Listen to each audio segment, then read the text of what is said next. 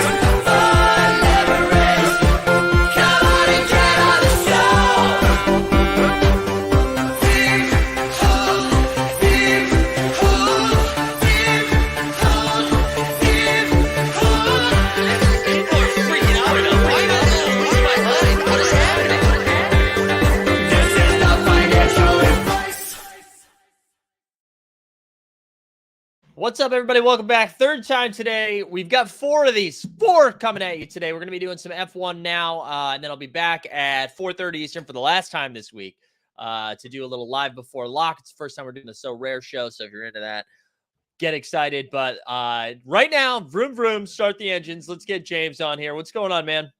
Hey, Mike, how's it going? You're the hardest working man in content. We're trying. But excited to do this, man. I feel like we've been I can't. It's been a couple of weeks, I think, with my schedule. I was out last Friday. Yep. And I feel like we missed a champion. we missed a Two, couple. actually. Two. That's right. Two champs. That's right. But excited to have you back on, man. What's going on? Oh, not much. Hey, it's been 3 weeks. We've had lots of news. Yeah, we've had a driver's champion crowned and a constructor's champion crowned. Wow. And a death of a team leader and That's or right. the team owner and other incidents that have made 22 the season that it is. And Hey, tickets Ray, went I on feel- sale tickets also went on sale for the Miami Grand Prix too. Oh, there you go. Yeah, I feel like there's been just like I maybe this is just like the first real season that I paid attention throughout like the entirety of the season. I feel like there's just way more storylines outside of the race this time around. I feel like constantly stuff's coming up. Maybe that's not the case. It's always like this, but it has felt very drama driven, story driven. I would say, well, yeah, the whole cost cap thing we've gone through now, Yeah. and I would just say we're getting more. I don't think necessarily are more. I think there's getting more people are looking at it.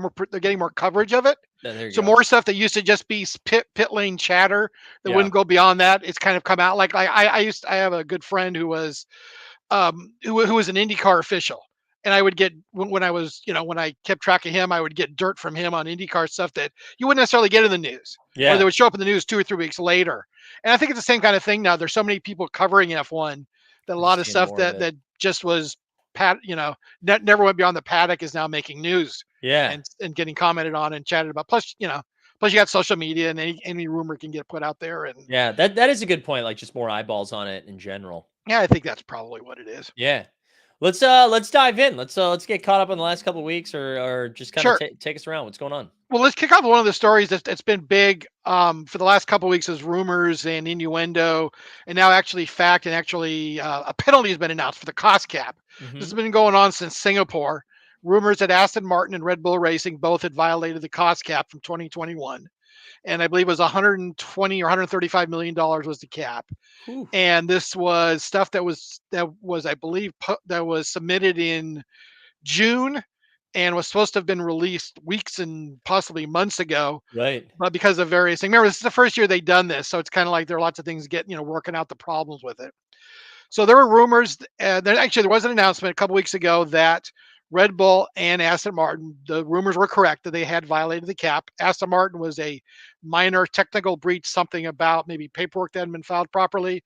Red Bulls was an actual amount, and there were lots of different rumors about what it was.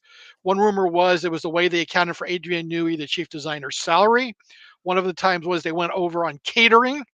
Another one was they were expecting and allocated a tax refund, which did not come back during the year, so they could not count that against their expenses. Yeah. And sorry, go ahead. No, I was just gonna. I just want to say. There we go. Lloyd saying Red Bull gives you wings, baby. I wanted to say I'm on a. I think I've mentioned this thread before, but there's a handful of funny people that are F1 fans, and I'm just on a text thread with them. And my friend Dom today said that he thinks Red Bull should have to do jail time for, for this. Wow. And again, this is a pretty anti-Red Bull thread, so He takes his racing seriously. Yeah, he's like, penalties are good. Jail time probably would have been the better method. But I wanted to share that. I thought that was funny. So shout out, Dom. Yeah, I mean, I wouldn't say this thing has lasted a long time, but we've had 2 monarchs and 2 prime ministers, or 3 prime ministers, come and go in the UK since it started. That's so, true. Know. That is true. History. Yeah, it's just kind of the way it is. But yeah, no, it is. Yeah, there have been. I've seen a lot of other people on Twitter that are anti-Red Bull. Mm-hmm. Basically said that Hamilton was the only conforming car last year, so therefore he should be the title holder. Yeah, others wanted various penalties from something about putting Christian Horner in the stocks, in the center of the square and stuff like that. It was interesting. There was an interview with Horner a couple of weeks ago. I don't know if it was before this broke or if it was during the middle of the rumors, that he said that when this whole thing came along, they had to cut 50 people to stay under the cost cap this year or last year, but they added 20 people simply to account for the cost cap in legal and in HR and in accounting, to basically count the numbers and to make sure they're administering it properly, and legal team to basically read the regulations and make sure they were complying and implement programs so they didn't overspend. So feels ass backwards. It does. It's kind of thing. Is this really an additive process where you're basically, sending people to the streets that are good, hard workers, and then hiring basically 20 paper pushers to implement something so you could save more money that costs 50 jobs? Don't really know. I mean, probably not the way that Twitter's going to be run with Elon Musk now, but we'll see how, see how the things go. But yeah, it's just kind of interesting when he said that and then those were almost all people out of the design department. And the R&D departments that he had to cut and put in more paper pushers and business people. So it's interesting. I mean, it's helped the business. It's helped F1 as a business come into a stable part. They're a little bit more predictable now in their businesses. Mm-hmm. Now remember, in their revenues and on their finances, I should say. But remember, there are some teams that don't have this problem. Haas doesn't have this problem because they don't get that high. Right. As far as spending, they don't spend the $135 million cap. Williams, I think, is probably another team that doesn't spend that kind of money either. I don't know if Alpine does. It just seems to be the big guys like Aston Martin, who's got Lance Stroll's father, Lawrence, who's a multi-billionaire. Red Bull, who's part of a multi-billion-dollar company. Ferrari, which is one of the largest producers of cars, especially sports cars, and then again Mercedes-Benz is one of the larger producers of cars in the world. They first world problems, right? I guess that's how that would be defined. Good way to explain it. Yeah, absolutely. So what it comes down to is that, let's see, Aston Martin's going to pay a fine of $450,000. And the reason why this thing had all been bounced around in the press and not officially announced is, I don't know how this worked, but there was something about where basically they negotiated a penalty. This isn't like, okay, I'm doing 70 in a 30 zone. Here's my fine based upon what the rules are. There were no laws or anything rules that were written for this is what a penalty will be for a breach of the rules. So they kind of negotiate it down. And Red Bull's like, no, we don't accept the penalty. It's like, well, I don't know how you have the right to say, no, we're not accepting the penalty. It's like, I'm sorry, Judge, I'm not accepting the fine. I disagree. I disagree, Your Honor. I think you're wrong. Maybe you should revisit it. That's great. But yeah, so it was kind of weird how they kept, in the last 2 weeks have been negotiations. And we'll get to the Japanese Grand Prix, and that's kind of why maybe how the Japanese Grand Prix ended was related to that. And then they're going to announce that they agreed to it over the weekend, and then with Dieter Mateschitz passing, they out of respect for Red Bull, they held it off for a couple of days, and that's why they announced it this morning at the start of the Mexican Grand Prix, or the Mexico City Grand Prix. We'll get to that, why it's called that on the Mexico Grand Prix. But Red Bull will pay a $7 million fine, and will lose 10% in their wind tunnel time. Wind tunnel time has now been allocated out to teams as part of the cost cap. They can't run unlimited amounts. They can only run where they finished in the point standing. Since they finished second last year, they were given X number of hours. The 2023 will actually cost them 2 sets of times. They will lose time because they won the constructors title this year, and they will lose time because of this penalty. They'll lose 10% off their time.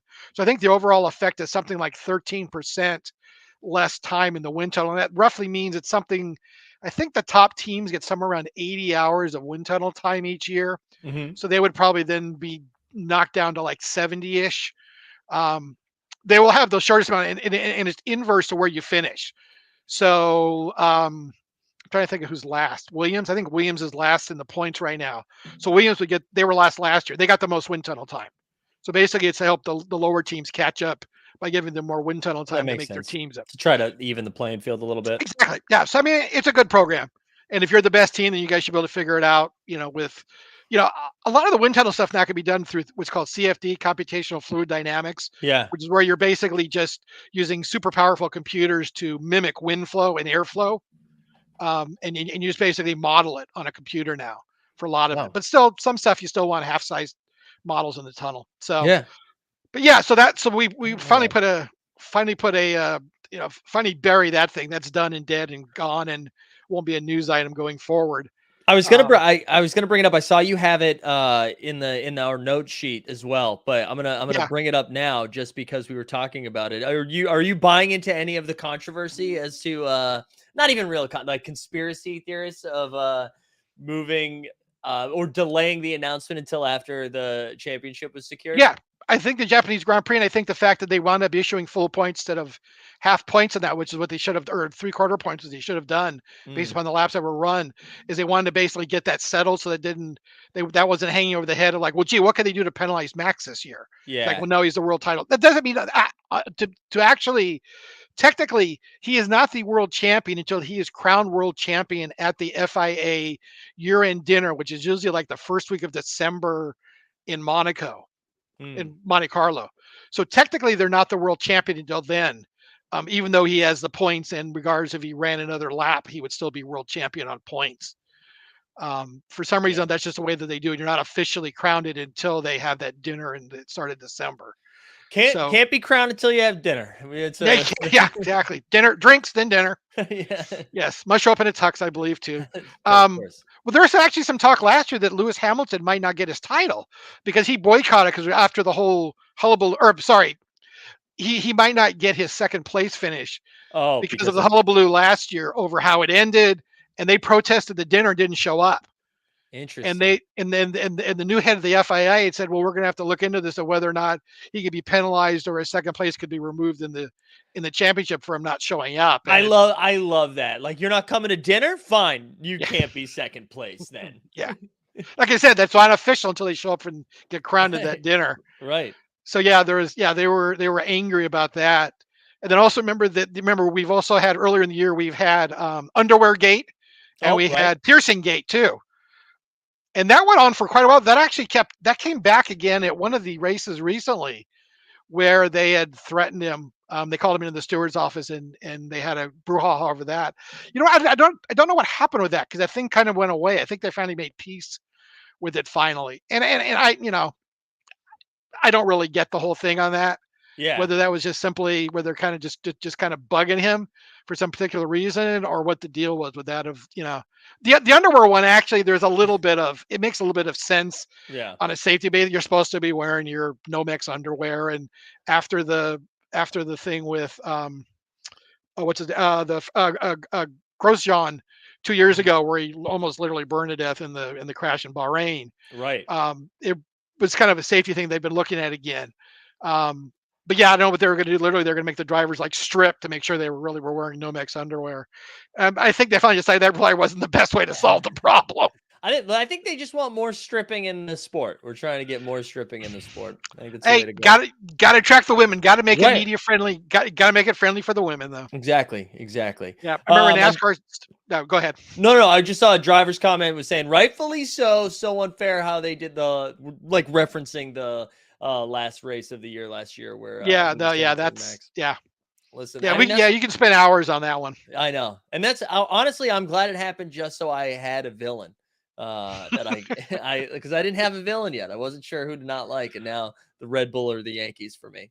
Yeah, no, I know, but the thing that was interesting on that was is how much more seriously the Europeans take F1 than I think we do over here. There were like Latifi caused that accident that created that setup. He Mhm. got death threats. Mm. People were sending him death threats over It's you like caused this, so therefore you should go away. You cost Max the title and stuff. it's funny. I And expect that in soccer, not in exactly, not in yeah. Well, if you driving. watch if you watch Wrexham, you'll understand that a little I bit know, more. right? I know. Yeah, with the soccer hooligan. Which is interesting because I mean I knew about that. I was surprised they dedicated a whole episode to the soccer hooliganism. I couldn't believe that either in Yeah, retrospect. I think when it was happening, I didn't think about it too much, and I was like, yeah. "Oh yeah, sure." In retrospect, though, that was pretty nuts that they did that. I know Well, that's taking us on a tangent, but yeah, no, but that show's so good.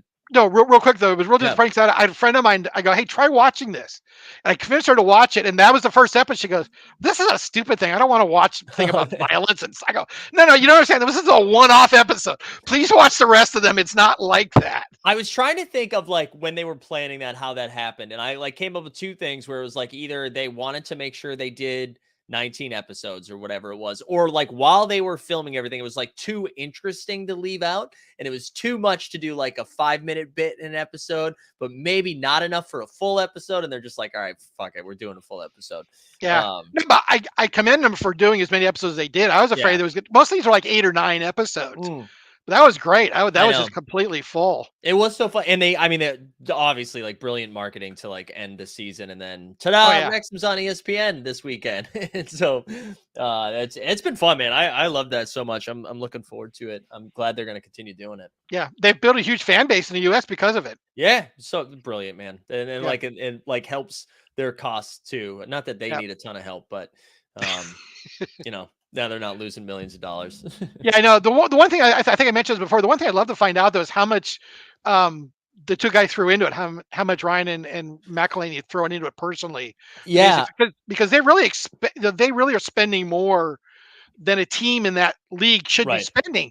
But then again, the leagues in those that teams in those leagues don't get TikTok as a sponsor. Right. That's what I mean. I bet like up top they spent way more than they wanted to. And now Yeah, after like this Hulu doc comes out now, all the advertisement, I bet they're okay now. I bet they're probably still like spending a little bit more than they should be, but not like from their personal pockets. I bet that was like 1 or 2 years and now they're okay. yeah, Um, but who knows? So yeah, I'd be fascinated to learn more about that yeah, too. Anyway, sorry, I yeah. got a sidetrack. No, not a problem. No, it's good talk. Japanese Grand Prix, Yeah. rain like crazy, and which is odd because it's like there's been like a Japanese Grand Prix for like 30 years. There's only been like 2 or 3 I can remember in the history that have been rain affected, and then Mm, like 2 of the last 3 years have been rain affected, which is just kind of weird how it works out that way. yeah. It's always been the same time, right around the second week of October. First race since 2019 because of COVID. Great track. And even Sebastian Vettel, who this is his swan song season, said this would be the one race if somebody happens to have a driver's shortlet next year or needs a fill in, he'd be more than welcome to come out of Mm, retirement just for this one race. He loves the Suzuka track that much. It's one of the better tracks. It's the only track that actually does a over under. It does a loop. It's actually a figure-8 track, and you go over and under as part of the oh, track that's there. fun. Yeah. Yeah, it's really cool. It's really subtle. You have to really pay attention to where it is if you don't know where it is if you're watching it for the first time. Mm, So basically, we'll get into the race. It started wet. Verstappen on the pole. He managed to hold off Sainz in the first corner. Unfortunately for Sainz, he didn't make it very far. He wound up crashing in the rain about 3/4 of the way through the first lap, and wound up red flagging the race after a couple laps behind the pace car into the rain, which created the first controversy of the weekend, which was there was a safety vehicle on the track. And did you see the Gasly photos of him almost hitting yes. that thing? That looked Yeah, it was crazy. pretty scary. There's actually history behind that. 2014 Grand Prix, there was a driver named Jules Bianchi who there had been a safety vehicle on the track servicing another car that had spun off into the barriers. Unfortunately, he aquaplaned at the same spot, run off, and he hit the tractor with Wow. his car and had a severe head injury. Was in a coma for a long time and died 9 months later. Wow. Um, French driver, and was known by Gasly, which was weird when this whole thing Yeah. connects back together. That he was like an older brother to Gasly, from my understanding, because he would have been 8 or 9 years older than Gasly was. Mm. So quite a, it was a tragedy, and I believe so they were basically, when this happened again, they were very conscious about it, which is why Gasly was very vocal about it, which was odd because the FIA didn't seem to be too thrilled about it, because they went on and penalized Gasly, claiming that he'd been speeding in under the yellow flag near Mm. where he almost ran into the tractor on the track. Evidently, Fernando Alonso had two not really close calls, but ran past it or drove past it twice while they were under yellow, wondering, why is his vehicle on the track during yellow flag? Why are we not throwing the red flag yet? Yeah. And he was far enough away where it wasn't a problem, but it was a screw up. I mean, no two ways about it. I wish F1 hadn't, or the FIA hadn't, basically penalized Gasly for what sounds like complaining Right. That's about the what I saw problem, too. calling it out when it was clearly a blatant problem. They should not have had the vehicle on the track with the car still there. That's Yeah. basically the rule. There should not be anything on the track other than the safety car if you're under yellow. That's why you call a red flag, to basically get people on the track. In fact, we saw this today in Mexico in FP1. There had been a couple of cars that stopped, and they had to red flag them just to let the marshals go maybe 20 feet out to the Wow. car to either tow it back in or throw a fire extinguisher on some hot brakes. But that's the way it is. That's for safety. Everyone's safety matters, whether it's a steward, whether it's a corner worker, whether it's a driver. Everyone's Mm. safety, whether it's somebody in pit lane. Safety is always rule number one when it comes to those things. You remember, you're always supposed to be driving looking for yellow flags. You're always supposed to be paying attention that at any point a yellow flag could come out and you need to Pop reduce up. speed Right. while you're trying to pass somebody, while you're trying to you know go 200 kilometers down a straight. You really have to always have that in mind. Yeah. And now they have a lot more warning systems. They have in-car systems and much larger barriers versus the olden days. We just had literally people waving flags you had to watch out for. But Mm. yeah, it was a pretty big screw up by the FIA on that one. So we sat around, and I think the thing that might have made it a little bit worse appearance wise was the race was red flagged. They had nothing to talk about but the weather. So this thing kind of built, because it wasn't something that was first caught. It was kind Yeah. of like people going back through video. Someone spotted, then they started playing it and playing it again. And then they started going down the pit lane and interviewed the drivers who had nothing to do except standing around.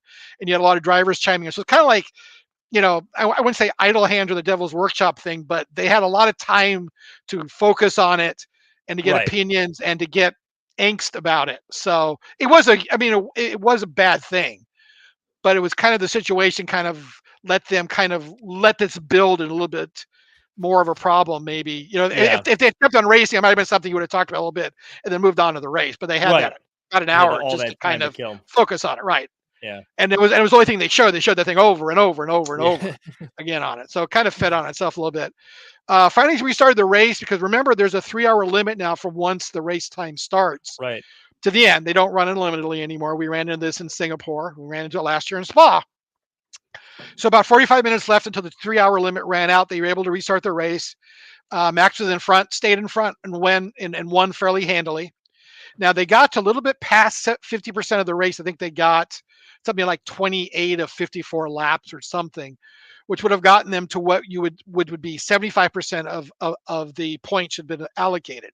Okay. Which, based upon where Leclerc finished, he would have been within like still if you figured it out, like if Max scores nothing, he scores everything going forward. Yeah. He would have won it like by 2 points or something. So he still was mathematically able to win it.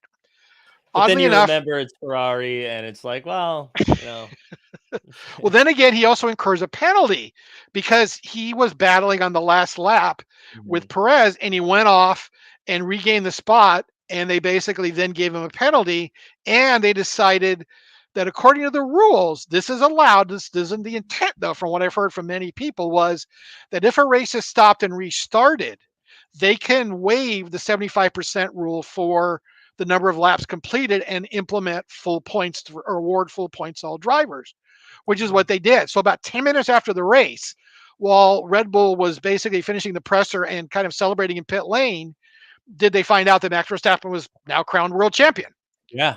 because of the penalty and the additional points for Verstappen. So, and again, a lot of conspiracy theorists will say they cleaned that up because they Right. did not want that hanging over the head when it came time to announce the Red Bull penalties that were being negotiated at the time. So, interesting, great track. Didn't get to show its stuff this year. Hopefully next year it'll be nice and dry in Japan. Mm. But yeah, again with the controversy on the safety side, we'll see what's going to happen if there'll be any more investigations into that. So, a couple weeks off when we came to the USGP, which fittingly began in a very cool way with Danny Ricciardo riding in on a horse on Yeah, Thursday, it's dressed in a incredible. red, white, and blue cowboy outfit with a horse that had a FIA badge named Course. Horsey McHorse. It's incredible. Because everybody who comes in must have a FIA pass or a ticket, and they didn't give them a ticket; they gave them a pass. So that was very cool. Yeah, that was great. There's one of the top F1 photographers I follow on Instagram had basically kind of stumbled across it, and he saw a McLaren PR person who wouldn't take credit for this. He goes, "No, I can't say anything about what's happening." He goes, "Well, wait a minute, I saw Danny Ricciardo with a horse." He goes, "No, I know nothing. I know nothing." And he goes, he goes, "I think I'm gonna stick around here. There might be a story here." So he stuck around and got a bunch of the photos of it. But That's yeah, it great. was very cool. Great way to start. Evidently, I found out just today Ricciardo has a house in Austin, Oh, really? which is one of his. Yeah, I know he's got a house in L.A. That's He's, that's the only he's one I knew too. he's got a house in Austin, evidently. It's not like a mansion. It looks like just a really nice track house in Yeah, Austin. And he shows pictures. I saw pictures of him throwing a party there a couple days after the race, of which would have course been they're this week. partying. So yeah, so throwing a party there, like playing beer pong. So Sounds about right for Danny. so it probably does. So yeah, but still no. There is word that he will have a backup role somewhere. First, it was thought it'd be Mercedes. Then it was thought it was going to be Red Bull. Mm. Now it looks like it might be Mercedes again. So Wow. it's really interesting because first it was going to be Mercedes. Then there was word that no, that Max or that Lewis is going to sign again and stay on beyond the end of next year when his contract expires, which would make Mhm. him, I think, about 39. I don't know if they're all trying to be like Alonso now and race past 40, Right. which hadn't been done for a while. The olden days, some of the guys did it, but a lot of the guys didn't start in F1 in the old days until like maybe 25, 28, 30. Mhm. And they would race into their early 40s. Nowadays, they're starting at Max was 17. When he started, and then they're generally put in 20 years and they're done by 37 if they last Yeah. that long, or they don't get injured, or they just don't decide, hey, I got out $250 million. Don't need to do this anymore. Hot Right. wife, Right. family. Why do I Yeah. need to be here?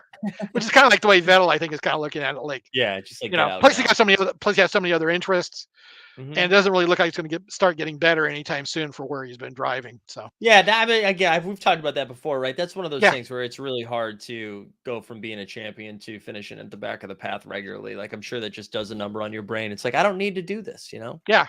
And it was interesting because he actually showed some of his talent off in Austin Yeah. with some really great racing and some really great passes on some drivers during the, and it was up in the high numbers till he had a bad pit stop. But we'll cover that. So one of the other news, some of the news that came out before we get into the race, Logan Sargent, an Mhm. American who's part of the Williams Driving Academy, will be the second driver in the Williams car next year. He'll get Latifi's seat if he finishes with enough points to get a super license at the final F2 race in Abu Dhabi on the 20th of November, weekend of the 20th, which will be the last F1 race of the season. Oh, wow. He has to finish sixth or higher to guarantee that spot. And depending upon where other people finish, it could be lower than that. So it seems like unless something screwy happens, he should be able to do it. And then he will get the other seat, which would be good. We'll finally get an American into F1. And it isn't who was at the start of the year would have been rumored to be the person to get into it. I've been watching him for a while. He had a really good had a really good F2 year Yeah. this year, and that's kind of what propelled him in. I think maybe Williams deciding, we're at the end of the field. Let's roll a dice and get an American driver, and maybe we can lure some American sponsorship in. Yeah. I love that. I love that. Just Yeah, from, and go go ahead. No, just like from the American side of things to Yeah, get with it starting to blow up there and getting a driver in there, I guess it will just help peak interest, get more American money yeah. into the sport. It's good. And speaking of which, the only American team, Haas, announced a new title sponsor. Basically, MoneyGram will sponsor them as of 2023. That's going to be a fun one just to say, like, and just to hear, like, although MoneyGram Haas F1 team. yeah, let's check in with MoneyGram. Interesting what kind of marketing tie-ins they're going to do with this. Yeah. You know, can I ship enough money to buy an F1 car over their service? It would be funny too if it was like a almost a laughable green car now too. Like they just make them, just like a dollar sign. I mean, I guess it might not be the dollar, but would be fun. Would be fun to get Yep, some. love to see it, but it's good to see Haas get a title sponsor, and Yeah, you'd have to think that with the how much a Drive to Survive have to do with true. that exposure in America, because Americans, large multinational corporations tend to sponsor Formula Right. One cars, but you'll see like a little, like I remember seeing a little CNN logo. McLaren, I think, has a Hilton sponsorship, Hmm. but those are all multinational companies that all, Oracle it's Oracle Red Bull Racing, but obviously another multinational company. I Yeah. mean, I evidently MoneyGram is, but they're generally, I think most of their business is in the U.S. Maybe it's not, but that's my understanding of it. So, but we'll see. But welcome aboard. Glad to see it, and Yeah.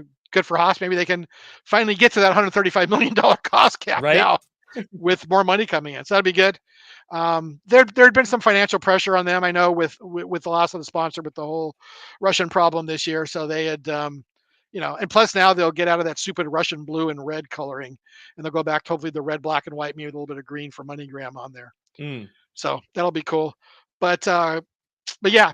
So, but yeah, and congratulations, hopefully to Logan Sargent, he secures that, Yeah. and we'll have we'll have an American back into F1, first time in probably about 10 years since Scott Wow. Speed was in, maybe 12 years since Scott Speed was in, if I remember right. Yeah. So yeah, I know Scott Speed was the last one because I remember learning yeah, that and thinking that was hilarious. yeah. Scott Speed being the last American. Like it sounds like a fictitious American Oh, I know. racing I mean, name. is there a better name for a racer? Yeah, There's Scott a guy Speed. in IndyCar. Yeah, there's a guy named IndyCar named Will Power. Yeah, So I mean, it's great. yeah, That's it's great. like, son, you're going to be a racer. I'm going to name you Will Power. I'm going to name you Scott Speed. Absolutely. That's great. So qualifying, Sainz first, Leclerc second, Verstappen third. Mhm. And Leclerc, though, had a penalty. There are a number of drivers that had engine penalties. So he fell back. So basically on the grid, it was Sainz 1, Verstappen 2.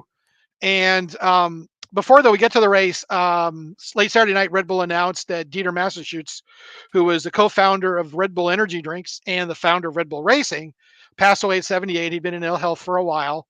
Mm. Austrian. He co-owns it with a Thai family, because evidently Red Bull was first marketed and used he sold it to Thai truck drivers to keep them from falling asleep while they Oh were wow. driving long haul stuff in Thailand, over mountain passes and stuff, to keep them from dozing off. And that's where they first started the drink. So that's why it's 50% owned by an Austrian, 50% owned by a Thai family. So There you interesting go. to that. But lover of sports, actually tried to get a deal with Gerhard Berger, who's an F1 driver many years ago, actually, who is, if I remember right, is Danny Ricciardo's girlfriend's father, Oh, that's Gerhard fun. Berger. Ferrari driver, Austrian also, in the late 80s, early 90s. Successful, but not a world champion. Yeah. Had a really big crash at Imola one year, where basically hit the wall and his car went up in flames, and didn't get out of the car very quickly. But he was okay. Led to more safety enhancements, though. Mm. But fairly well-known driver, and has been around the pits a lot. Evidently, Mateschitz tried to do a sponsorship deal with him, but he couldn't pay him in dollars, and that was like, okay, that's not going to work very well. But has been a car, race lover. Sponsors air races, and NASCAR teams, but bought the what was then the Jaguar team in 2004, Jaguar Racing, which actually was owned by Ford. So that was the last time we had actually an American ownership. Mm. Didn't go very well, and they basically sold out in 2004. I think they were around for about 8 years or 6 years. Then also purchased the Italian F1 team Minardi in 2005, naming it to Toro Rosso, which I believe is Red Bull in Italian, if I know that right, and created the Red Bull driver program, which brought up a lot of young drivers through the Red Bull system, which is what Helmut Marko headed up for them. So basically, Mateschitz owned the thing. Helmut Marko handled the young drivers, and they brought in a very young Christian Horner, who had been a failed driver who ran F2 teams, to run Red Bull Racing, and the rest is history. I don't think I realized Christian was a former driver. Yeah, he basically drove. In fact, he might have even have driven against, when he was like at the end of his, he might have driven against Lewis Hamilton in his early. No, that wouldn't have worked out. There's another top-notch driver that he drove. Oh, Schumacher. I think you drove. Oh, I think wow. you drove against Schumacher. That's what it would have been in the early days. And he quickly figured out that I'm good. I'm not that good. Yeah. I should probably look at doing something. And he started it. And basically, he was always hustling for sponsorship, as those guys have to do, Mhm. because unless you've got a very rich family, you're going to need to find sponsors. And he always hustled. And he thought that, well, maybe I can do that side of the business. Maybe I can do team management, marketing, sponsorships. And did he owned the F2 team Carlin, which was fairly successful in F2 racing. And when they formed Red Bull Racing, they came along and said, "Hey, do you want to you've been successful in F2, you want to move to F1?" And he said, "Absolutely." Wow. So he started running Red Bull Racing, and like I said, been very successful at it. Some of the drivers that have come through the program, fairly illustrious, fairly illustrious list, including Sebastian Vettel, who got his first ride in Toro Rosso, won the first race for Toro Rosso ever, whether it was Minardi or Toro Rosso in 2000 and was it 2007 at the Italian Grand Prix. But the names that have come through there have been Vettel, Danny Ricciardo started there too, Carlos Sainz started there, Alex Albon, Pierre Gasly, and two-time world champion now Max Verstappen. In Wow. all, I counted at least 14 Formula One drivers that have raced that I can remember that have gone through the Red Bull program at some point. So quite substantial, Yeah. including a lot of guys that have gone into other areas, and including Scott Speed. As a matter of fact, he was in the Red Bull program for 1 year too. Got to be. Scott Speed So, has to be in the Red Bull. so yeah, so quite a loss. Red Bull, basically dedicated the race to him, and in fact, Vettel will be wearing a tribute helmet to him at the this week in Mexico. So, Wow. and also don't forget, one of the things they also did was Helmut Marko was the guy that decided to sign Perez in 2020 and boot Albon out. That kept Perez's career going because he had nowhere to go. They signed him just before the start of the last race, which after he won the previous race in Bahrain, and they were deciding what they're going to do with Alex Albon in the seat, who got the seat after they booted Pierre Gasly back out of it after he'd been promoted earlier in the year. And they decided that Perez had won for Force India in a lesser car, and that he might be the better partner for Max Verstappen, who they hoped were going to be a world champion at one point. And that saved him because there were no other seats left on the grid. So Wow. so Perez was very distraught too, because Red Bull had saved his Of keister course. back at the end of 2020. So Yeah. yeah, but yeah, great list of drivers, great list of people that they've influenced, and getting onto the grid. So again, Yeah. it'll be he'll be missed. So when we finally got to the racing, Verstappen passed Sainz going into turn one. And again, not a great day for Sainz. He made it a few hundred yards down the track before George Russell ran on the side of him, basically damaging the cooling system and having to and limping back to the pits and retiring on lap one. Russell wound up with a 5-second penalty for running into for avoidable collision with Sainz and basically ending his day. So didn't hurt Russell. Russell ran up fifth in the end, but again, Sainz second race in a row, he didn't make it through the end of the first lap. Verstappen and Hamilton, Lewis was third, had pit stops on lap 15. We had a safety car lap 20. Bottas spun off into the gravel, came back in at lap 22.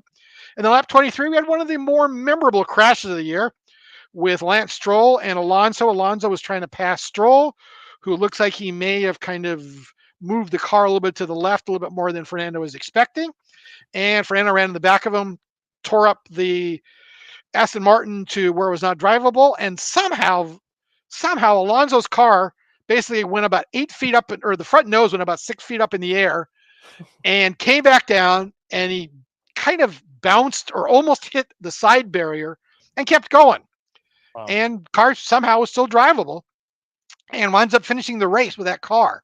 But that called for a safety car because Stroll's car not disintegrated, but broke up many parts. There was debris all over the track.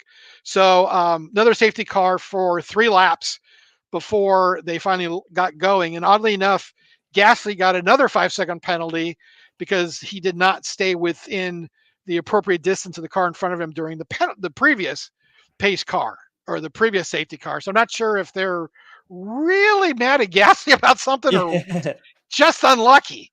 It's kind of weird, almost like they're kind of persecuting the poor guy for something. Don't know. Yeah. So safety car comes in lap 26, lap 36. Verstappen pits, but he has a problem. He's 11-second delay in the pit stop with a wheel nut, falls to fourth. Very angry, had to be calmed down again because heaven forbid Max got angry at something. I mean, that's just so unlike him. Never, He's never always so see that. calm. He's always so calm in the radio. I just can't see him. Just can't see him getting upset. Yeah. It is something. Seriously, it is something he needs to work on. He's a world champion. He was going to become the second-time world champion, or he just became the second-time world champion. And you kind of need to have the maturity to remember this is a team sport in a sense. Right. That it's not all about you. Yes, it is, but no, it's not. And Yeah. like Lewis wouldn't do that. I mean, I've seen Lewis get angry a couple times, but not like yelling. Just like we need to discuss this. What was the strategy? Why were we doing? He's more like questioning rather than Well, it's yelling not at people. You expect that from Yuki, who's at the Sure, back of the pack, young guy, but like you kind of have to act like you've been here before a little bit. Yeah, even Lando sometimes, but Lando's not a two-time world champion. I've heard Lando do it a couple times. Yeah. But Yuki's your guy for that. Absolutely. Yeah, Yuki will lose it. Yeah, absolutely. But yeah, so he kind of, I don't know, maybe it's kind of an off-season thing, but they did calm him down fairly. They did calm him down quicker than I think than he would in the past. Yeah. It's like, hey, team screwed up. We're all in this together, Max. We'll get it back. And because he isn't a good car and he is a talented driver, they did eventually. On lap 39, he passed Leclerc to get the third. Vettel pitted from second and had what? A pit stop problem. Unfortunately, fell to 13th, which is quite unfortunate for him because he could have had a podium finish if that pit stop wasn't screwed up. Yeah. By lap 50, though, Verstappen was on the tail of Hamilton and finally got him going into one of the turns. Mm-hmm. And basically, on lap 42, Verstappen got to second behind Hamilton. And then that was partly when Vettel pitted. And then finally on lap 50, he got Hamilton and kind of drove away from him with about a couple second lead at the end. He just had to get out of the DRS zone. It took him a couple laps to free himself from Lewis. Yeah. I kind of feel bad for Hamilton because it kind of looked like a race they might be able to win. I know that it did seem like that was, if they were going to get one here late, it seemed like it was going to be that one. And Max is just too good, man. Yeah. A lot of the analysis says that this is probably Lewis. That USGP is probably Lewis's best track, where he's had the most success at. Not saying the most wins, just has always had very good finishes at that track. And that was kind of the thought was, he qualified pretty well. If they can get a little bit of luck with pit stops and a little bit of luck with safety cars and stuff, they just might be able to sneak a win out on Sunday. But came close, but not quite. Brazil coming up week after, or in 3 weeks or 2 weeks will be one that they might want to look at too. And the thing is, the thing you got to factor in as we close in the year now. Red Bull's done as far as they don't have anything to really race for. They're going to be racing 23 parts on a lot of the cars now, or maybe engine enhancements and stuff like that to basically do, because there's virtually no off-track testing anymore or off-race testing other than what you can do in a wind tunnel, and their wind tunnel is limited. Yeah. So they may throw a lot of components on there for 23 testing, basically look at the 3 races as test sessions, other than they may try to get Perez to win this week in Mexico. But outside of that, I'm sure Max wants to win, but they may be looking at these a lot more test sessions. So there may be a chance for Mercedes to sneak in there, but because a lot of other teams are going to be fighting for basically the spots still on there. So Verstappen win, Hamilton second, Leclerc third, 13th win for Max, ties the record for a season. Now to put that into proper, to basically in where it is based upon number of races that we've got now. We've got a lot more races now. 12 years ago, you'd have 17 races maybe. Now we've got 22 races, and we'll have 4 next year. So there's more races. So winning the most in a season, isn't as hard as it used to be. You might want to look at percentage races won, right, to kind of count that. So he tied Schumacher and Vettel, who did it with Red Bull for the most, and they've got 3 races left. So they may try to get Max the 14th to give him that all-time title. Or that all-time record. Lando 6th, Russell 5th, Vettel 7th. Great pass on Magnussen in the last couple laps. Yeah. And Yuki yelling all the time, finished 9th. Got himself a point. Got himself 2 points, actually. Yeah, got himself 2 points.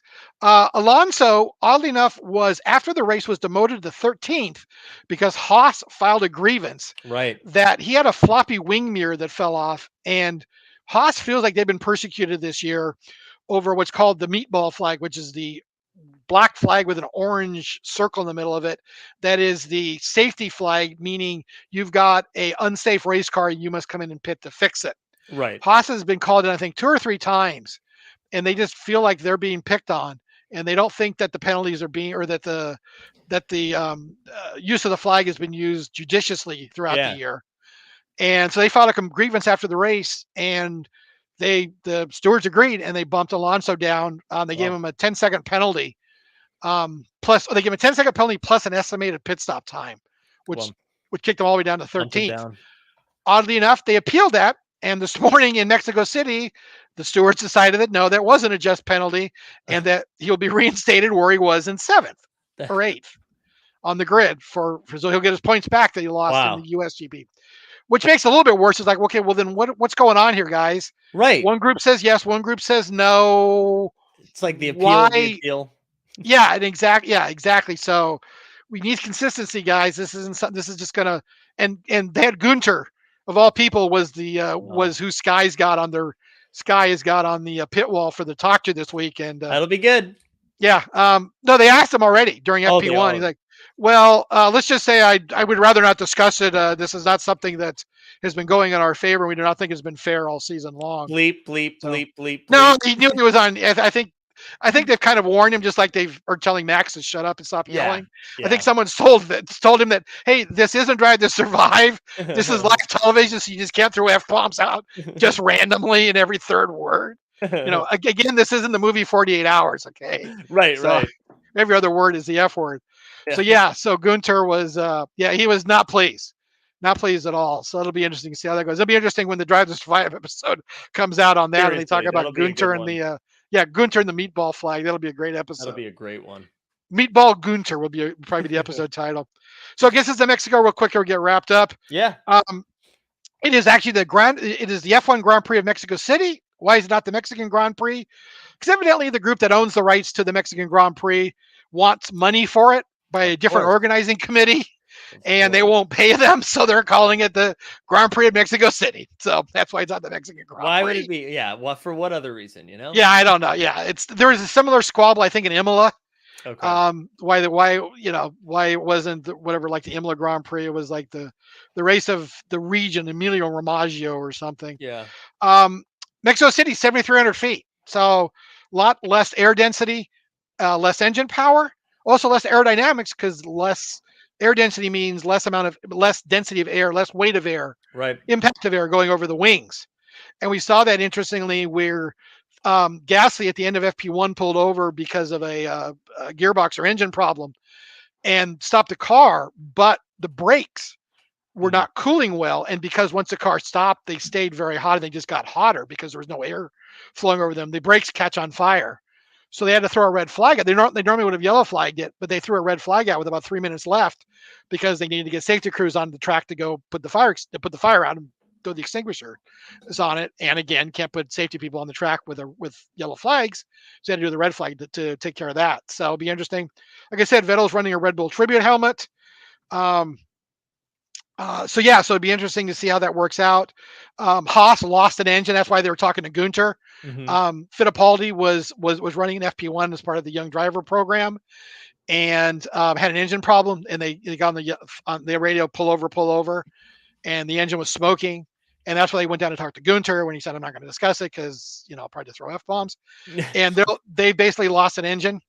The engine overheated, so they're going to have to pull it and put a new engine in. So there'll be penalties. I don't know whose car it was, whether it was Schumacher's or Magnussen's car. By the way, there was a driver in the AlphaTauri that pulled over. Sorry, it wasn't Gasly. It was a young driver, and he was in Yuki's car. Okay. So it was funny because you saw Yuki at the end of it.